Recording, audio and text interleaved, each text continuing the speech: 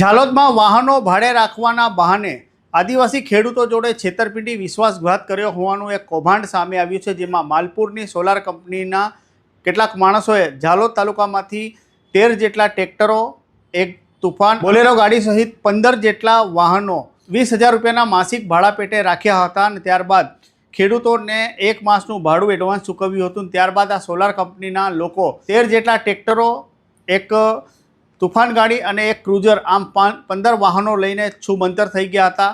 ઉપરોક્ત કંપનીના જે લોકો હતા તેમણે ખેડૂતોને 2 માસનો જે ભાડું હતું તે પણ ના ચૂકવ્યું અને તેમના વાહનો અને ટ્રેક્ટરો લઈને ગાયબ થઈ ગયા હતા.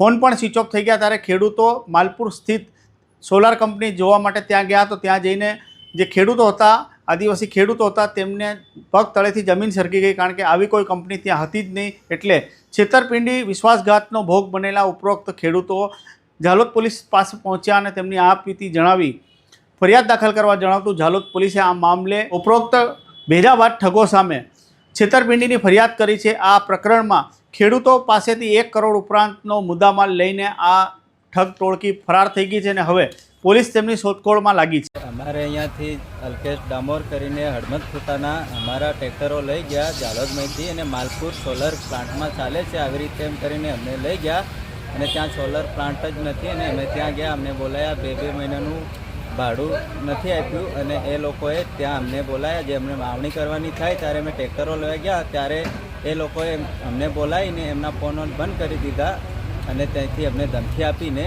એટલે તમારેથી જે તમે થાય એ કરી લો આવું અમને કીધું. જે અલ્કેશ ડામોર કરીને છે આરોપી અને બીજો આરોપી એ મસાર પ્રવીણભાઈ અને ત્રીજો આરોપી છે વિજયભાઈ પરમાર.